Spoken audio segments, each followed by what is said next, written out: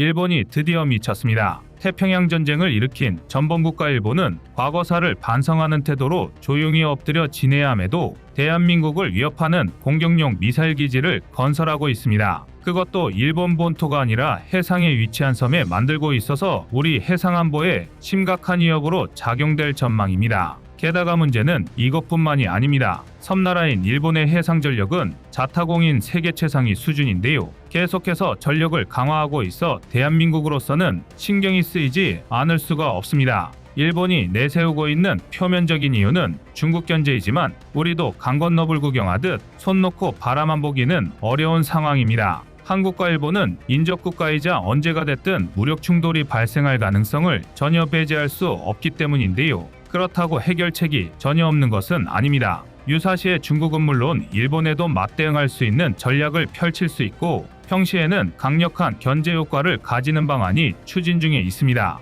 대한민국은 지형적으로는 반도국가이지만 대륙으로의 진출로는 휴전선에 막혀 있습니다. 그리고 중국이 쪼개지고 러시아가 망한 다음에 통일까지 되지 않는 이상 육로를 통해 북한, 중국, 러시아를 관통하기란 불가능에 가깝습니다. 이쯤이면 사실상 반도국가라기보다는 섬에 더 가까운데요. 그렇기에 안정적인 해상교통로와 해상안보는 대한민국에 있어 그 무엇과도 바꿀 수 없는 중대사안입니다. 실제로 대한민국 수출입 물동량 대부분은 해상교통로를 통해 움직이고 있는데요. 특히 제주 남방항로는 수출입 항행의 99%가 이용하는 경로입니다. 만약 최악의 경우 바닷길이 막히면 대한민국이 고사할 수밖에 없는데요. 또한 유사시 군수물자 등도 수송할 수 없게 되니 국가의 존립 자체가 위협받게 됩니다. SLOC, 즉 안전한 해상교통로의 확보는 국가 생존의 필수적인 조건입니다. 그나마 지금까지는 대한민국이 해상교통로를 이용하는데 큰 어려움을 겪지는 않았지만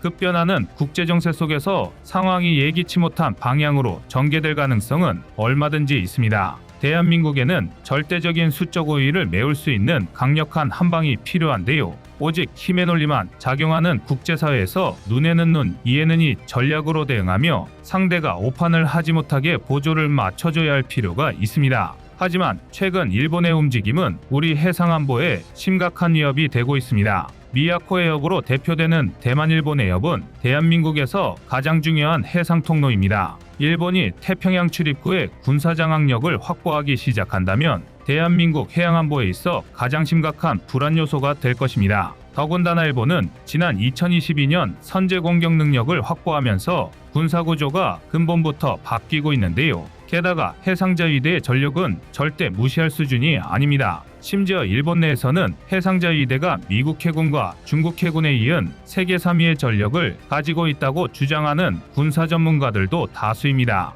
물론 어느 정도 걸러들을 필요가 있지만 확실히 해상자위대의 전력은 상당히 위협적입니다. 일례로 일본 해상자위대 호위대군은 1호위대군부터 4호위대군까지 구성되어 있는데요. 보유 중인 함정만 해도 만톤급 이지스 구축함 마야급과 아타고급을 각각 2척, 9,500톤급 이지스 구축함 봉고급 4척, 7,000톤급 준 이지스 구축함인 아사히급과 아키즈키급 4척 등 원양작전을 수행할 수 있는 함정만 30여 척에 달합니다. 심지어 이조차도 무서운 속도로 진화하고 있습니다. 일본은 최근 2년 동안 강력한 성능의 2성급 호위함인 모가미급 6척을 도입했고 앞으로 10년 이내에 동급의 호위함을 22척이나 건조해 전력화할 예정입니다. 여기서 끝이 아닙니다. 해상자위대는 기동함대인 4개의 호위대군과 호위대군을 서포트하는 지방대로 나눌 수 있는데요. 지방대인 모가미급 호위함 건조계획과 별개로 호위대군의 주력 전투함이 될 차세대 구축함 사업을 진행하고 있습니다.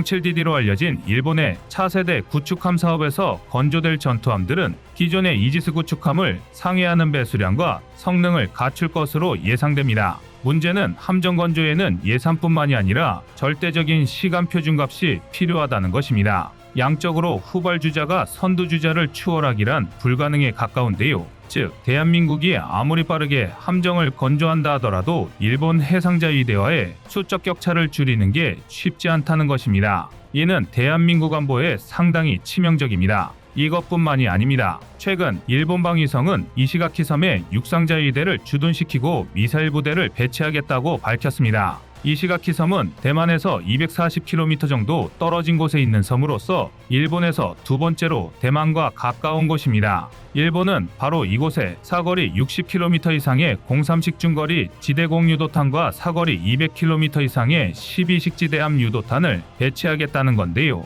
또한 미사일 운용 인원과 경비를 위해 육상자위대 570명을 주둔시킬 예정입니다. 부대 목적이나 편제에 따라 다르긴 하지만 대대병력이 보통 300명에서 1000명 사이이니 결코 적은 숫자가 아닙니다. 이로써 일본 오키나와부터 대만까지 200km 내외로 이어지는 난세이 제도의 미사일 봉쇄선이 완성된 셈입니다. 게다가 일본은 중국 견제의 일환으로 2010년 중반부터 난세이 제도에 대한 군사력을 증강해왔습니다. 만약 중국이 대만을 침공하는 등의 상황이 발생하면 센카쿠 열도의 방위를 위한 목적으로 미사일 기지를 설치하고 육상자위대를 주둔시킨다는 명목을 내세웠는데요. 실제로 이시카기 섬 이전의 오키나와현의 미야코 섬과 가고시마현의 아마미오 섬에는 이미 미사일 부대를 배치했습니다. 대만과 가장 가까운 일본의 섬은 111km 거리의 요나군이지마입니다. 그나마 요나군이지마에는 2016년부터 육상자위대가 주둔했지만 미사일까지는 배치되지 않았는데요.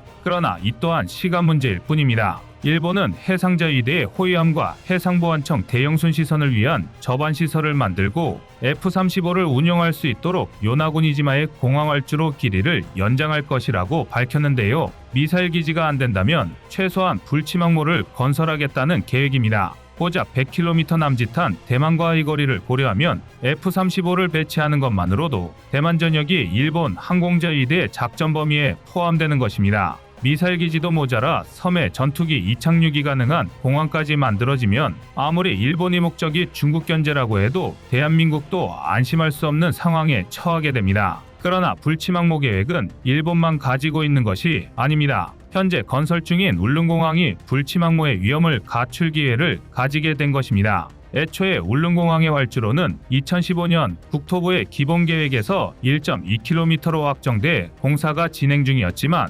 경상북도가 울릉공항의 활주로 길이를 연장하는 방안을 검토 중이라고 합니다. 활주로 길이 연장을 검토하는 이유는 소형항공 운송사업 승객의 좌석수가 늘어날 것을 대비하기 위함입니다. 울릉공항은 50인승 소형항공기의 취향을 목적으로 하는 소형공항으로 건설 중이지만 소형항공 운송사업의 등록 기준이 50석 이하에서 80석까지 늘어날 전망이라 이에 따라 활주로 길이 연장을 검토할 수밖에 없는 것입니다. 활주로 길이가 현재의 1.2km에서 얼마나 더 늘어날지는 아직 결정이 나지 않았지만 80인승의 항공기가 이착륙을 하려면 최소 1.5km 이상은 돼야 합니다. 공교롭게도 1.5km의 활주로는 울릉공항에 전투기를 운용하기 위한 최소한의 규모라는 말들이 예전부터 지속적으로 있어 왔습니다. 만약 울릉공항의 활주로 길이 확대가 결정된다면 처음 완공 시점이었던 2025년보다는 지연되겠지만 민간 항공업계의 수익성 부분이 개선되고 무엇보다 대한민국이 불치망모를 확보할 수 있는 절호의 기회가 될 수 있습니다. 일각에서는 울릉공항의 활주로를 1.5km로 연장한다고 해도 연료화무장을 가득 실은 전투기가 이착륙하기에는 무리가 있다는 지적을 하기도 합니다.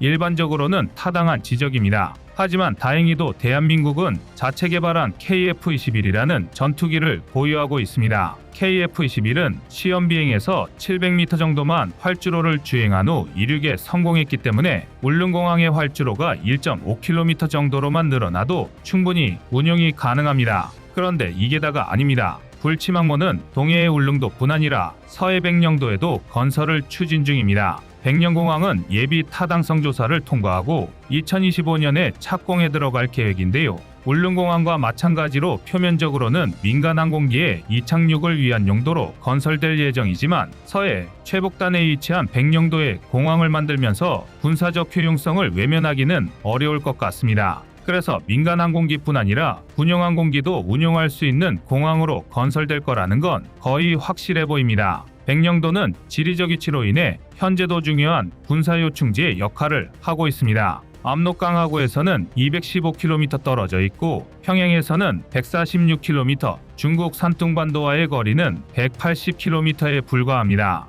북한과 중국을 모두 경계할 수 있으며 유사시에는 충분한 사정거리에 들어오는 천혜의 위치라고 할 수 있습니다. 사실 서해에서 중국 불법 저우어선 따위보다 더 크고 위중한 사안은 중국의 무력 도발입니다. 중국은 자기들 멋대로 경계선을 그어놓고 백령도에서 40km밖에 떨어지지 않은 곳까지 군함을 접근시킨 적도 있습니다. 게다가 중국 소식통에 의하면 앞으로는 구축함은 물론이고 항공모함까지 우리 서해에 접근시키며 강력한 무력 도발을 감행할 수 있다는 예측까지 나오고 있는 상황입니다. 하지만 백령도에 군사공항이 건설되고 우리 전투기가 배치된다면 중국은 함부로 도발을 감행하지 못할 것입니다. 그러나 가장 확실한 건 불치망모가 아닌 미사일 기지인데요. 일례로 서해의 독도라고 불리는 경렬비열도는 지난 2022년 국가관리 연안항으로 지정되어 해경의 경비정과 해군 함정이 접안할 수 있는 항만이 추진되고 있습니다. 게다가 총면적 0.68제곱킬로미터의 새섬을 이용해 미사일 시험기지 건설을 추진 중인데요. 일단 표면적인 목적은 기존의 미사일 시험 발사에 사용되던 연간 80억 원의 바지선 임차 비용을 절약하겠다는 것이지만 누가 봐도 서해상의 군사 영향력을 확장하겠다는 목적입니다. 이쪽은 상당히 방어적인 전략 거점인데요. 경렬비열도에 현무포나 이미 개발에 성공한 지대함 초음속 미사일 등을 배치하면 중국 본토는 물론 일본이 배치하고 있는 미사일 기지 해상자위대 진출로까지 사거리 내에 둘 수 있습니다. 냉전 종식 후 세계는 잠시 평화의 시대를 누렸지만 이제 다시 한 치 앞도 예상하기 어려운 불안의 시대가 다가왔습니다. 특히 중국과 일본 등 강력하고 위협적인 주변국 사이에 있는 대한민국으로서는 만반의 대비가 필요할 것 같은데요. 우리의 섬을 활용한 불치망모와 미사일 기지 건설은 그 천병이 되어줄 것으로 기대됩니다. 이상 꺼리튜브의 두 번째 미션이었습니다.